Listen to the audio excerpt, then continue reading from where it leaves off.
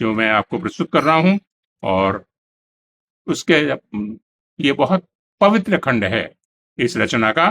तो इसमें तुलसीदास जी का नमन करना जरूरी है। इसके पहले कि पूजा में रमने के लिए चंदन जरूरी है, पूजा में रमने के लिए चंदन जरूरी है। और राम कथा कहने के लिए, और राम कथा कहने के लिए, राम कथा रचने के लिए तुलसी बाबा का वंदन जरूरी है, तुलसी बाबा का वंदन जरूरी है।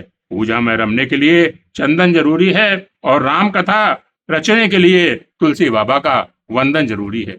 और आइए अब पुष्प वाटिका खंड में चलते हैं, जहां पर पुष्प वाटिका में दोनों कुमार पहुंचते हैं तो क्या होता है। ब्रह्मचर्य में तपे मन के साथ, पौरुष भरे तन के साथ पुष्प वाटिका में पहुंचे थे दो कुमार। चहुं ओर फूलों की वासंती महक थी। मन को भरमाने के लिए पूरी तरह से जवान थी वह महक, परंतु मन में था विश्वामित्र का आदेश पूजा के लिए फूल चुनकर लाने का। विश्वामित्र जी का आदेश था पूजा के लिए फूल चुनकर लाने का, लेकिन लक्ष्मण की शैतानियां भी संग में थीं। पर भाई का स्नेह पगा अनुशासन लक्ष्मण जी को कुछ धृष्टता करने से रोकता था। हालांकि चंचल मन आंखों ही आंखों में कुछ खोजता था, हालांकि चंचल मन आंखों ही आंखों में कुछ खोजता था। कुछ ऐसा था परिदृश्य पुष्प वाटिका का जो मैंने आपको बताया। और आगे पता नहीं लक्ष्मण को सीटी बजाना आता था या नहीं, पता नहीं लक्ष्मण को सीटी बजाना आता था या नहीं, पर माहौल कुछ ऐसा ही करने का था, पर एक अदृश्य चाबुक तथा अनुशासन का मान, भाई की मर्यादा रखने का था, भाई की मर्यादा रखने का था। तभी क्या हुआ कि कुछ खिलखिलाती जल तरंग बजाती कुछ ध्वनियां लक्ष्मण के कानों में पड़ी। तभी कुछ खिलखिलाती जल तरंग बजाती कुछ ध्वनियां लक्ष्मण के कानों में पड़ी। वसंत यौवन से टकराए तो कुछ तो होगा ही, लक्ष्मण ने भैया से कहा, सुंदर फूल तो उस ओर हैं, चलिए उधर ही चलते हैं। राम ने ताड़ ली लक्ष्मण की शतानी, पर प्यारे लघु भ्राता का मन तो रखना ही था। सो मुड़ गए उस ओर जहां सीता अपनी सहेलियों के संग में थी। और फिर क्या घटा। एक और दिपदिपाता सूरज राम के रूप में था,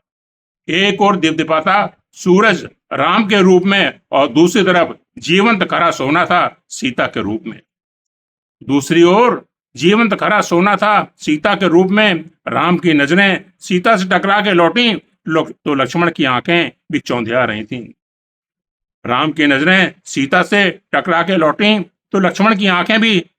रही थीं। राम की आंखों ने सीता की आंखों से क्या बदकही की, देख नहीं पाए लक्ष्मण। पर कुछ ऐतिहासिक घट चुका है ऐसा लगा था उन्हें। सीता की सखियां भी भर गई थी कौतूहल से, क्योंकि उन्होंने भांप ली थी जनक लली की देह में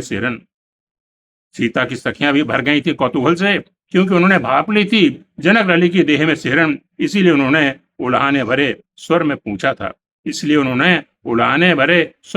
था कुमारों से पुष्प वाटिका में आने का कारण। और फिर क्या होता है कि गौरी की पूजा में जब सीता के वाम अंग भड़के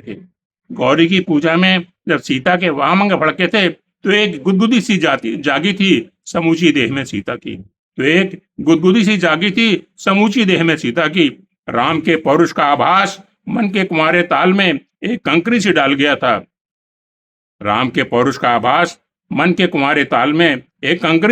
था, जिससे उठी लहरें बहुत देर में थमी थीं। साथ ही मन में जागा था विश्वास कि राम धनुष भंग तुम ही करोगे और तुम ही सीता को वरोगे। इस तरह से ये पुष्प वाटिका खंड समाप्त होता है।